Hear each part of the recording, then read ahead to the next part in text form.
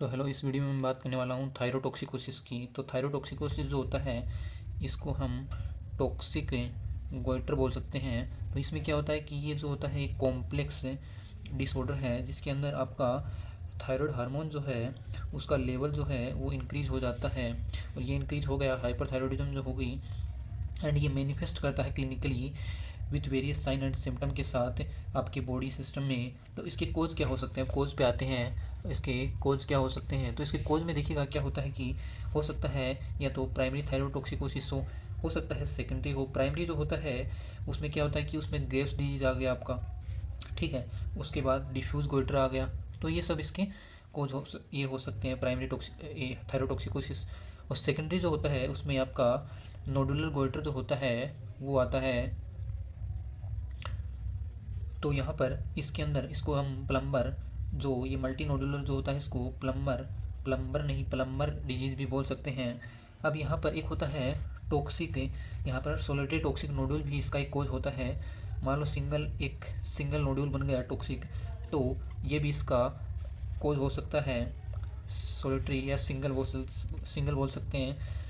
इसमें क्या होता है कि इसमें ये होता है हाइपरट्रोफी और हाइपरप्लेजिया ऑफ ग्लैंड जो होता है उसके कारण हो सकता है ये। उसके बाद इसका अदर कोज जो होता है वो हो सकता है जैसे आपका कोई थायरोक्सिन जो होता है, थायरोक्सिन हार्मोन उसकी ओवरडोज हो गई, बाहर से कोई बहुत ज़्यादा थायरोक्सिन हार्मोन दिया जा रहा है उसके कारण हो सकता है। या हो सकता है आपको आयोडीन जो होता है वो आयोडीन भी करा सकता है। या हासीमाटो थायरोडाइटिस, हासीमाटो हासीमाटो थायरोडाइटिस भी इसका कोज हो सकता है। या हो सकता है कोई आपका टीएसएच सिक्रेटिंग जो है वो आपकी ट्यूमर है पिट्यूटरी में, ट्यूमर ऑफ पिट्यूटरी जो है वो आपका टीएसएच सिक्रेटिंग है, तो तब भी हो सकता है। या कोई ओवेरी जो होता है, ओवेरी में कोई टीएसएच सिक्रेटिंग सेल्स जैसे स्ट्रोमा ओवेरी प्रेजेंट है, तो इस कारण भी आपका हो सकता है ये थायरोटॉक्सिकोसिस। तो इस कुछ ड्रग्स होती हैं, जैसे कुछ ड्रग्स जैसे अमाइडेरोन, तो इन सब के ये भी जो होती हैं ये आयोडीन कंटेनिंग होती हैं, एंड ये होती हैं एरिथमिक एंटी एरिथमिक ड्रग होती हैं। तो ये सब आपका थायरोटॉक्सिकोसिस करा सकती हैं। तो सबसे कॉमन मोस्ट कॉमन जो होता है थायरोटॉक्सिकोसिस में वो है आपका ग्रेव्स डिजीज। तो ग्रेव्स डिजीज को हम यहाँ पर ब्रीफली समझेंगे। तो इसको हम डिफ्यूज टॉक्सिक गोइटर भी बोलते हैं, ठीक है। अब इसका बात करें हम ईटियोलॉजी की, तो इसकी ईटियोपैथोजेनेसिस जो होती है वो आप समझिएगा। ग्रेव्स डिजीज जो होती है वो ऑटो इम्यून डिसऑर्डर है। वो इसमें बॉडी के खिलाफ ही क्या एंटीबॉडी बनने लगती हैं। तो इसमें किसके खिलाफ बनती हैं, इसमें टीएसएच रिसेप्टर जो होती हैं उनके अगेंस्ट टीएसएच रिसेप्टर एंटीबॉडीज़ बनने लग जाती हैं। अब ये एसोसिएटेड होती हैं जैसे आपके कोई और ऑटो इम्यून डिसऑर्डर है, जैसे टाइप 1 डायबिटीज़ है, और आपका एडिसन डिजीज़ है, और इस प्रकार से आपका माइस्थेनिया ग्रेविस, इन सब के साथ भी ये आपकी एसोसिएटेड हो सकती हैं। उसके बाद इसके अलग अगले एटियोपैथोजेनेसिस की बात करूं तो हो सकता है ये आपकी फेमिलियल हो सकती हैं, जेनेटिकली आपकी एसोसिएटेड हो सकती हैं। तो ये जेनेटिकली जो होती हैं ये एसोसिएटेड होती हैं आपका HLA-B8 एंड DR3 जो है आपके इनसे एसोसिएटेड हो सकता है।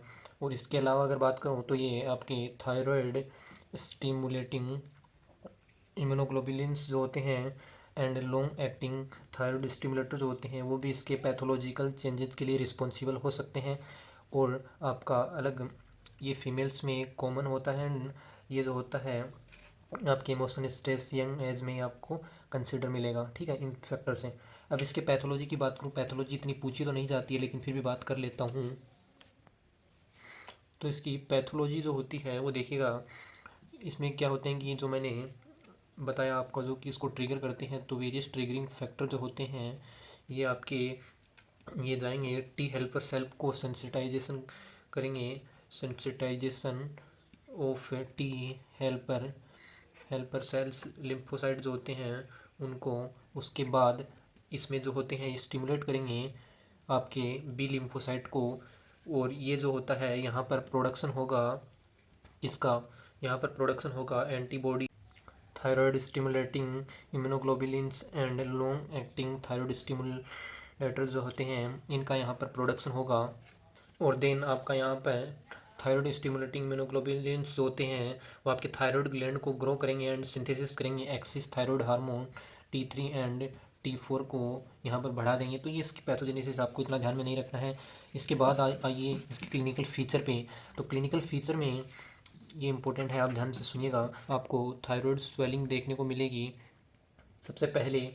उसके बाद यहाँ पर फीचर होंगे थायरोटॉक्सिकोसिस के। कौन कौन से फीचर होते हैं आपका, एक होता है टेकीकार्डिया, टेकीकार्डिया हो गया, स्वेटिंग हो गई, डायरिया हो गया, पॉलीयूरिया हो गया, या आपका वार्म मोइस्ट हीट हो गया, वार्म मोइस्ट स्किन हो गया, या आपकी हीट इंटॉलरेंस हो गई, या आपका हो गया ओलिगोमेनोरिया,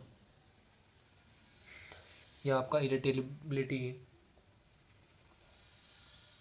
या आपका हो गया रेस्टलेसनेस। तो ये सब आपको देखने को मिलेंगे। इसके अलावा आपको ऑप्थेल्मोपैथी भी देखने को मिलेगी।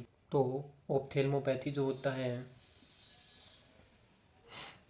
ऑप्थेल्मोपैथी, इसमें आपको यहाँ पर क्या देखने को मिलेगा, exophthalmos, severe proptosis and eyelid retraction. आपको डायग्राम दिखाता हूँ, एक सेकंड रुकिएगा। जैसे ये सीवियर प्रोप्टोसिस कुछ इस तरीके से आपको देखने को मिलेगा एंड एक्जोप्थेल्मोस जो होते हैं इस तरीके से आपको कंडीशन देखने को मिलेगी। उसके बाद यहाँ पर डर्मेटोपैथी देखने को मिलती है जिसमें आपका पेरिटिबियल मिक्सडिमा होता है। यहाँ पर जो पैर है वो यहाँ से स्वेल कर जाते हैं दोनों बायलेटरली एंड यहाँ पर एक्रोपैची देखने को मिलती है नेल्स में। अब यहाँ पर क्या होता है, और क्लिनिकल फीचर भी होते हैं बहुत सारे जो कि यहाँ पर देखिएगा। तो यहाँ पर इसकी पेशेंट की BMR जो होती है वो इंक्रीज होती है, जिससे क्या होगा, मेटाबॉलिज्म जो होता है वो इसका बढ़ जाएगा, जिससे इसमें फटीगनेस होगी एंड वेट लॉस होगा। बट यहाँ पर इसमें देखिएगा जो ग्रेव्स डिजीज होता है इसमें वेट लॉस होगा बट इसकी एपिटाइट जो होती है वो गुड एपिटाइट होगी। बट हाइपोथायरॉयडिज्म जो होता है उसमें वेट गेन होगा उल्टा एंड लॉस ऑफ एपिटाइट होगी। अब इसमें कुछ साइन एंड सिम्टम जो होते हैं, साइंस की बात करूँ मैं इसके यहाँ पर ग्रेव्स डिजीज़ के, तो वो देखिएगा। इसमें साइन की बात करूँ तो साइन में देखिएगा कि इसमें क्या होता है, आपका ग्लैंड जो होता है ग्लैंड वो सॉफ्ट रहेगी एंड फ्रीम इन कंसिस्टेंसी। उसके बाद इसमें बात करूँ हाईली वेस्कुलर रहेगी, यहाँ पर हाईली वेस्कुलर एंड पल्सेटाइल भी रहेगा। उसके बाद बात करूँ, उसके बाद यहाँ पर ये इसके कुछ CNS से भी रिलेटेड इसके साइंस होते हैं, जैसे ट्रिमर्स हो गया, फाइन ट्रिमर्स देखने को मिलते हैं। तो trimmers of tongue and trimmers of hands में भी आपको देखने को मिल सकते हैं। उसके बाद बात करूँ तो इसमें हाइपर काइनेटिक मूवमेंट देखने को मिलेगा। उसके बाद बात करूँ CVS के साइन होते हैं, आपको बताया ही था। टेकीकार्डिया देखने को मिलता है। आई के साइन आपको बता ही दिए मैंने। प्रोमिनेंट आई बॉल देखने को मिलेगी, एंड डिटेक्शन ऑफ आईलिड होगा। और यहाँ पर अगर बात करूँ, यहाँ पर एक साइन और होता है, क्या, लीड लैग साइन देखने को मिलेगा। जब पेशेंट जो होता है अप एंड डाउन देखेगा तो अपर आई लीड जो होती है वो कोप अप नहीं कर पाती है एंड स्पीड ऑफ मूवमेंट जो होता है, जैसे आप फिंगर ऊपर नीचे ले जा रहे हैं तो आप इसमें लिड स्पाज्म के कारण क्या होता है कि आई लिड जो मूवमेंट होता है वो प्रॉपर नहीं हो पाता है, जिससे लिड लैग यहाँ पर पीछे रह जाता है और यहाँ पर लिड लैग साइन देखने को मिलता है। उसके बाद बात करूँ मैं, यहाँ पर कुछ और साइन है, जैसे आपको यहाँ पर थायरोटॉक्सिक मायोपैथी भी देखने को मिलती है और जिसमें mild weakness of proximal limb muscles होती हैं, मायोपैथी देखने को मिलेगी। एंड यहाँ पर एक डर्मेटोपैथी मैंने बता ही दिया है,